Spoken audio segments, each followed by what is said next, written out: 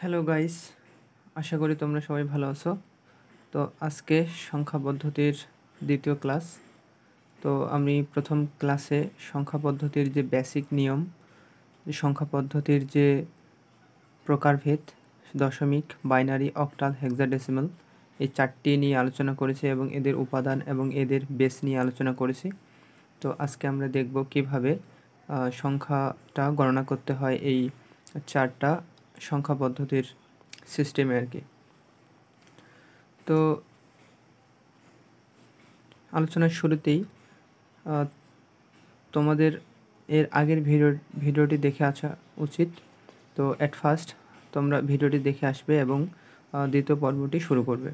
তো তোমাদের কাছে রিকোয়েস্ট, তোমাদের যদি ভিডিওগুলো ভালো লাগে তো আমার চ্যানেলটিকে সাবস্ক্রাইব করে দিবে এবং আশা করি আমাদের চ্যানেল থেকে অবশ্যই তোমরা উপকৃত হবে। তো শুরু করা যাক। তো প্রথমেই দেখি যে দশমিক। তো আমরা কিন্তু জানি যে দশমিকের দশমিক সংখ্যা পদ্ধতিতে কীভাবে গণনা করতে হয়। আমরা জানি যে 1, 2, 3, 4, 5, 6, 7, 8, 9। তো আমি এই ভিডিওর আগের যে ভিডিওটি, ওখানে বলা হয়েছে যে দশমিকের উপাদান হচ্ছে 0 থেকে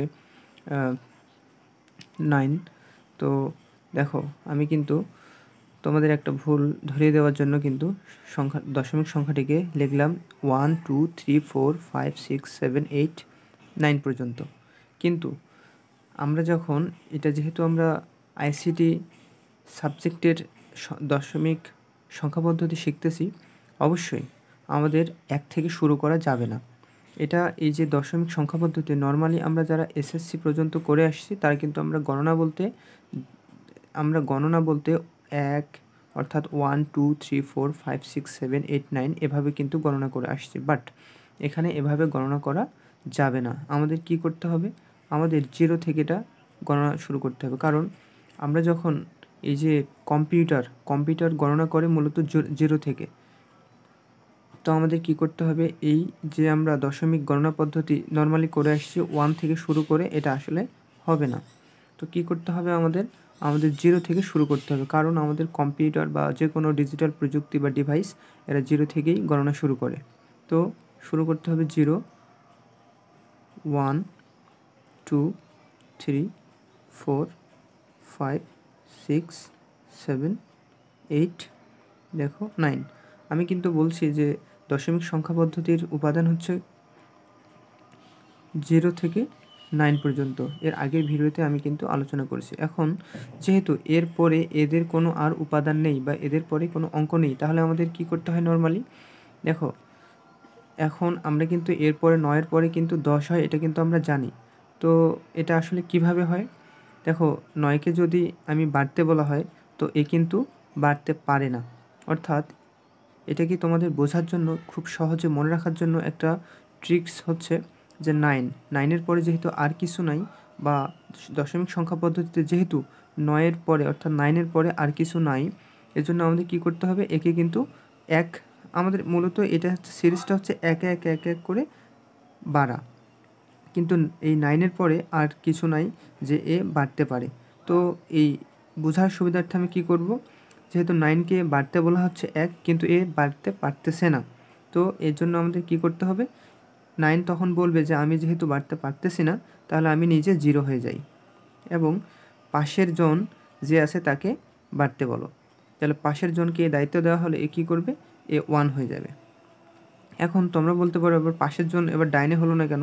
ধরো আমরা যদি মনে মনে সাপোজ এই 9-এর সামনে যদি আমরা 0 কল্পনা করি, সাপোজ আমরা যদি 0 কল্পনা করি, তাহলে ওই সংখ্যাটি কিন্তু 9ই, কিন্তু এটা লেখার কোনো দরকার নেই। এখন এটা বোঝার সুবিধার্থে আর কি, আমরা 9কে বাড়তে বললাম, বাড়তে পারলো না, এ নিজে কী হয়ে গেল? 0 হয়ে গেল। এবং পাশের জন অর্থাৎ এই পাশের জন যেহেতু 0 আছে, এই 0 কিন্তু বেড়ে আবার এই 1, 2, 3, 4, 5, 6, 7, 8, 9 পর্যন্ত হতে পারে।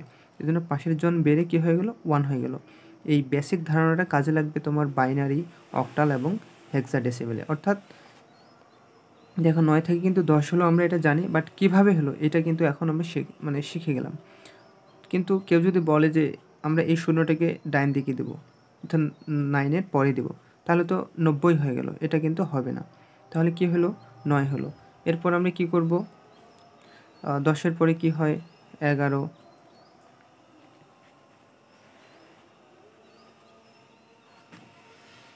12, 13 বা 13, 14, 15, 16। আপাতত এই পর্যন্ত আমরা রাখলাম। এখন আসা যাক বাইনারিতে। তো বাইনারিতে আমি কি বলছি, যে বাইনারিতে হচ্ছে সংখ্যা বা উপাদান আছে 2টি। কি কি, 0 থেকে 1 পর্যন্ত। তো আমরা জানি যে উপাদান হচ্ছে 0 থেকে 1 পর্যন্ত। তো বাইনারির সংখ্যা গণনা পদ্ধতির নিয়মটার থেকে আমরা আগে অক্টালে শিখি, তারপরে হেক্সাডেসিমেলে শিখব, দেন হচ্ছে বাইনারি শিখব। তাহলে বাইনারিটা ইজিলি আরও বুঝতে পারবো। তো অক্টালের আমরা কি জানি, এর উপাদান হচ্ছে 0 থেকে 7, 0 থেকে 7। তো আমরা শুরু করি 0, 1, 2, 3, 4, 5, 6, 7। তো 7, তো আমরা জানি এর যেহেতু উপাদান 0 থেকে 7 পর্যন্ত, তাহলে 7-এর পরে কিন্তু আমরা চাইলেই 8 লিখতে পারবো না। তাহলে কি করতে হবে, যেহেতু 7, 8 হতে পারবে না, তাহলে নিজে যেহেতু মানে মূলত আমার এক এক করে বানানো দরকার। যেহেতু 7 থেকে 8 হতে পারবে না, তো সেক্ষেত্রে কি বলবে, 7 বলবে যে যেহেতু আমি বাড়তে পারতেছি না, তাহলে আমি নিজে 0-তে চলে গেলাম। এবং সেম এই 9-এর ক্ষেত্রে যেমন আমরা পাশের জনকে বাড়িয়ে 10 করছি, তো সেম কী করবে, পাশের জনকে বাড়াতে বলবে এবং পাশের জন বেড়ে কী হয়ে যাবে, 1 হয়ে যাবে। তো দেন সেম, এখন যেহেতু 0 কিন্তু বাড়তে পারবে, এই 0 থেকে আবার 7 কিন্তু এই অক্টালের হচ্ছে উপাদান। তাহলে আবার আমি কি করতে পারবো, 11, 12, 13, 14, 15, 16, 17। এখন সেম কেস, যেহেতু 17 আসছে, দেখো 7 থেকে কিন্তু আবার 8 হতে পারবে না। তো এই ক্ষেত্রে আমাদের কি করতে হবে, 7, তাহলে একে যদি 1 বাড়তে বলা হয়, কিন্তু বাড়তে পারবে না, তখন কি বলবে যে আমি নিজে 0-তে চলে গেলাম এবং পাশের জনকে 1 বাড়ানোর জন্য দায়িত্ব দিলাম। তো পাশের জন যেহেতু 1 আছে, কিন্তু মানে 1 বড় হয়ে কিন্তু 2 হতে পারবে, যেহেতু অক্টালের উপাদান হচ্ছে 0 থেকে 7 পর্যন্ত, তাহলে 1 হয়ে 2 হয়ে যাবে। তো দেন আসা যাক হেক্সাডেসিমেলে। তো হেক্সাডেসিমেলের ক্ষেত্রে আমরা জানি যে এর উপাদান হলো কি, আমরা জানি 0 থেকে 9, আবার এ থেকে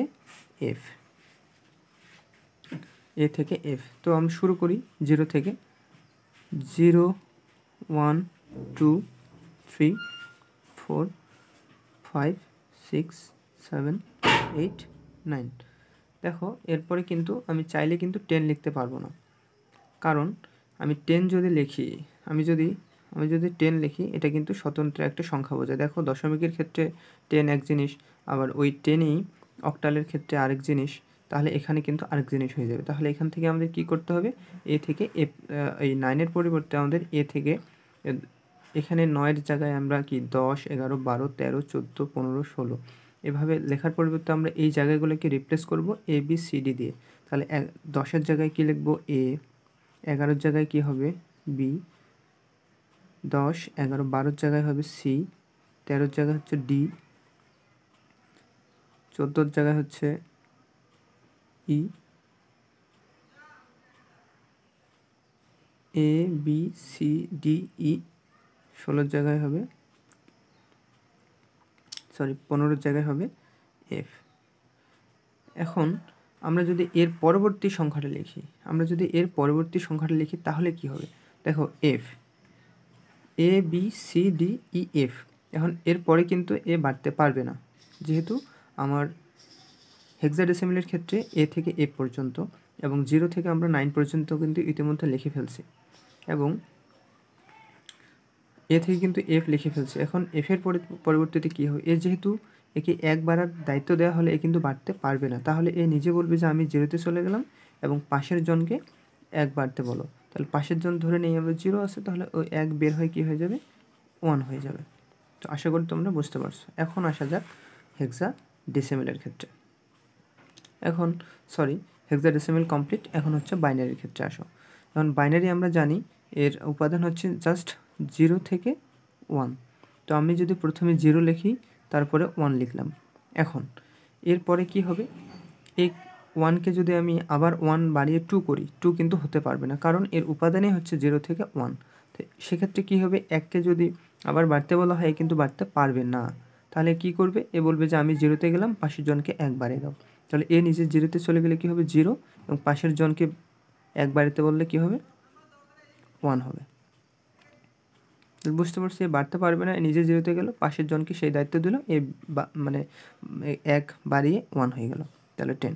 তাহলে এরপরে কী হবে, 0-কে যদি বাড়াইতে বলো, 0 কিন্তু 1 হতে পারবে, কারণ উপাদান 0 থেকে 1। তাহলে 0-কে 1 বাড়িয়ে দিলে কী হবে, 1।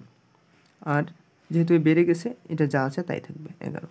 এখন আসো, এখন 11কে যদি আমি বাড়াই, তাহলে এও কিন্তু মানে বাড়তে পারবে না, এও কিন্তু বাড়তে পারবে না। তাহলে যেহেতু একে একবারের দায়িত্ব দিলে বাড়তে পারবে না, সেহেতু এ নিজে হয়ে যাবে 0, এবং পাশের জনকে দায়িত্ব দিল, বাট পাশের জনেও 1 বাড়াইতে পারলো না, সেও নিজেই কী হলো, 0 হয়ে গেল।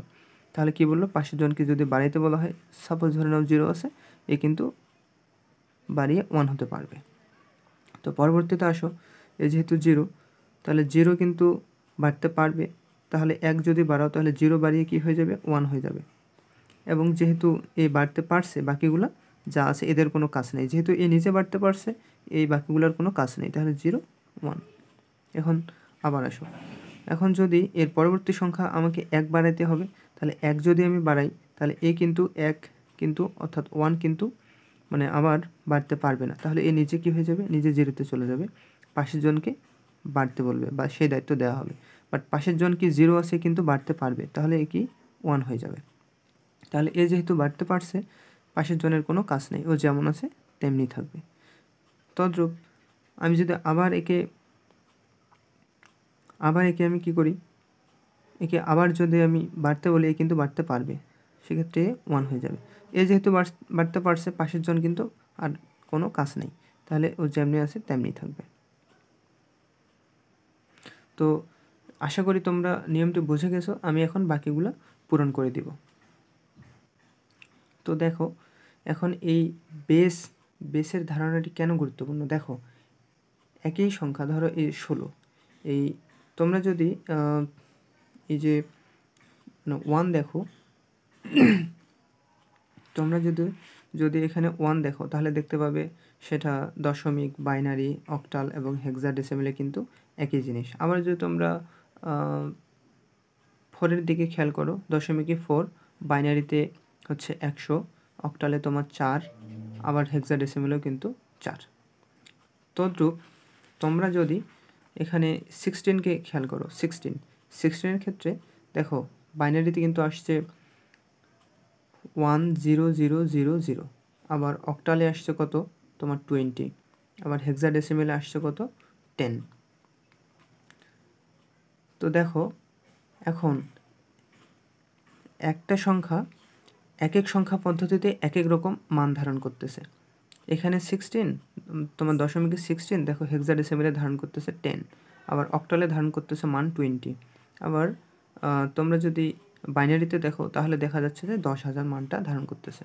তাহলে আমাদের এর পরবর্তী ভিডিও হবে কিভাবে আমরা দশমিক থেকে বাইনারিতে বা দশমিক থেকে অক্টালে, আবার দশমিক থেকে হেক্সাডেসিমালে আমরা রূপান্তর বা কনভার্ট করতে পারি। তো কেন আমাদের এই সংখ্যা পদ্ধতির বা সংখ্যা গণনার নিয়মটা শেখাইলাম, এটা তোমরা পরবর্তী ভিডিওতে জানতে পারবে। আবারও তোমাদের রিকোয়েস্ট করতেছি, ভিডিওটিতে যদি তোমাদের ভালো লাগে, তোমরা অবশ্যই চ্যানেলটিকে সাবস্ক্রাইব করে দিবে এবং পাশে থাকা বেল আইকনটি প্রেস করে দিবে। তো আসলে আশা করি তোমরা বুঝতে পারছো যে সংখ্যা গণনার যে নিয়মটা কীভাবে আসলে গণনা করতে হয়।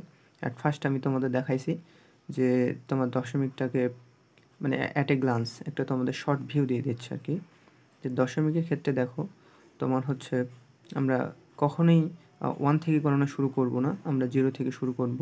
এই কারণেই প্রথমে আমি তোমাদের একটা ভুল ধরাই দিছি, কারণ বিভিন্ন যে ইলেকট্রিক্যাল ডিভাইস বা কম্পিউটার আছে এগুলো 0 দিয়ে কাজ শুরু করে।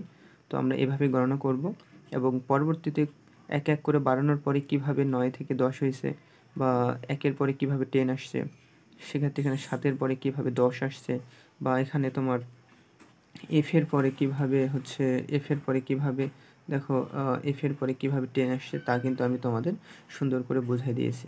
এখন পরবর্তী ভিডিওর জন্য অপেক্ষা করো। আশা করি তোমাদের ভালো লাগবে, এবং যদি তোমাদের ভালো লাগে আবার রিকোয়েস্ট করতেছি চ্যানেলটিকে সাবস্ক্রাইব করে দিবে। ধন্যবাদ।